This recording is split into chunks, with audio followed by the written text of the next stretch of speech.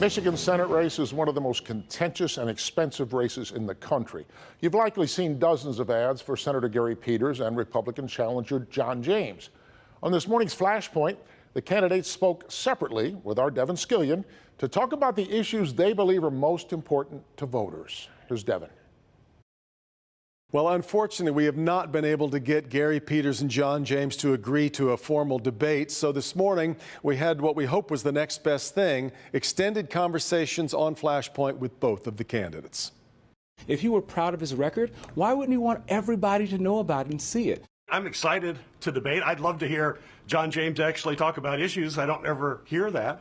Both men insist they want a debate, both chastising the other for invitations declined. And the interviews suggest that's a shame because both took some positions that aren't as cut and dry as some might expect. Take health care. What better time to talk about it than during a pandemic? Critics have noted John James' insistence that he supports coverage for people with pre-existing conditions has seemed at odds with his desire to abolish the Affordable Care Act. On Flashpoint, he seemed more in the mood to amend Obamacare than to destroy it. We have a health care law right now that protects people with pre-existing conditions, and the Republican administration in charge at the moment is trying to I'm not in the Republican administration. I understand. I've always said. Are you arguing right now that you do not believe that it should be repealed?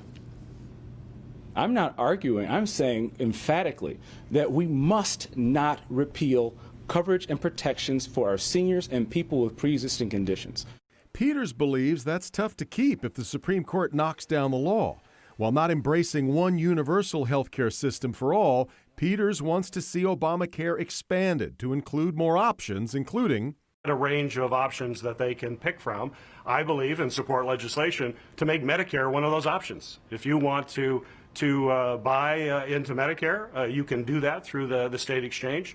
Also lowering the eligibility for Medicare for folks who want to buy into Medicare down to the age of 50. I allowed both men to react to one of the ads that have been circulating against them. Both shook their heads at positions and statements that they believe are being taken wildly out of context, if not being completely fabricated. But one important and interesting point of agreement.